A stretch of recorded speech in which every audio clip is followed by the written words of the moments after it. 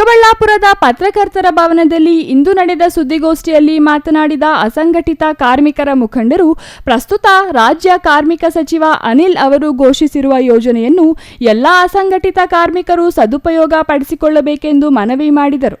ಅಸಂಘಟಿತ ಕಾರ್ಮಿಕ ಸಂಘದ ಜಿಲ್ಲಾಧ್ಯಕ್ಷ ಪಿ. ದ್ವಾರಕೇಶ್ ಮತ್ತು ಇತರೆ ಪದಾಧಿಕಾರಿಗಳು ಸುದ್ದಿಗೋಷ್ಠಿಯಲ್ಲಿ ಇದ್ದರು.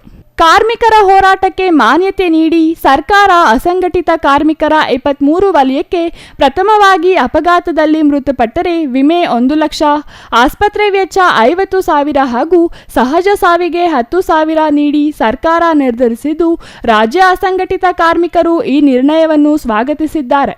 ಹಮಾಲರು, ಚಿಂದಿ ಆಯುವವರು, ಅಗಸರು, ಕ್ಷೌರಿಕರು, ಕುಂಬಾರರು, ಪಟ್ಟಿ ಕಾರ್ಮಿಕರು, ಗೃಹ ಕಾರ್ಮಿಕರು ಸೇರಿದಂತೆ ಹಲವು ಅಸಂಘಟಿತ ಕಾರ್ಮಿಕರು ಈ ಸೌಲಭ್ಯ ಪಡೆಯಬಹುದಾಗಿದೆ.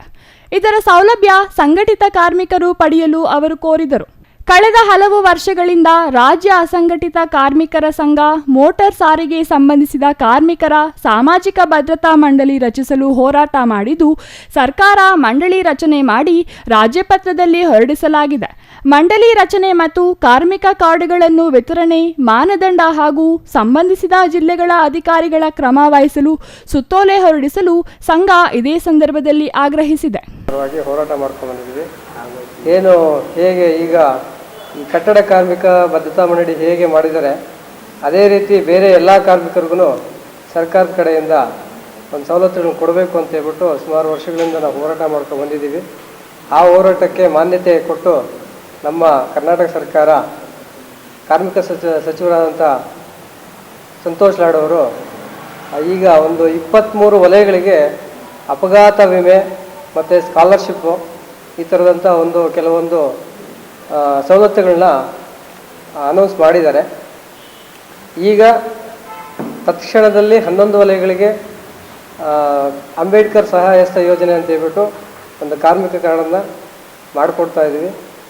ಅದೇ ರೀತಿ ಇನ್ನು ಮಿಕ್ಕ 23 ವಲಯಗಳಿಗೂ ಈಗ ನಮ್ಮ ಕಾರ್ಮಿಕ ಸಚಿವರಾದಂಥ ಸಂತೋಷ್ ಲಾಡ್ ಅವರು ಆದೇಶ ಹೊರಡಿಸಿದ್ದಾರೆ.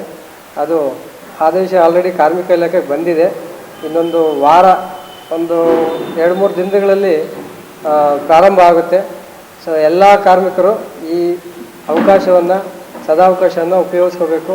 ಹಾಗೆ ನಮ್ಮ ಸಂಘದ ಕರ್ನಾಟಕ ರಾಜ್ಯ ಅಸಂಘಟಿತ ಕಾರ್ಮಿಕ ಸಂಘದ ಕಡೆಯಿಂದ ನಾವು ಕಾರ್ಮಿಕ ಸಚಿವರಾದಂಥ ಸಂತೋಷ್ ಲಾಡ್ ಅವರಿಗೆ ಈ ನಮ್ಮ ಹೋರಾಟಕ್ಕೆ ಮಾನ್ಯತೆ ಕೊಟ್ಟು ಏನು ಕಾರ್ಮಿಕರಿಗೆ ಸವಲತ್ತುಗಳನ್ನು ಕೊಟ್ಟಿದ್ದಾರೆ, ಆದೇಶ ಹೊರಡಿಸಿದ್ದಾರೆ, ಅದಕ್ಕೆ ನಮ್ಮ ಸಂಘದ ಕಡೆಯಿಂದ ನಾವು ಅಭಿನಂದನೆಗಳನ್ನು ತಿಳಿಸ್ತಾ ಇದ್ದೀವಿ.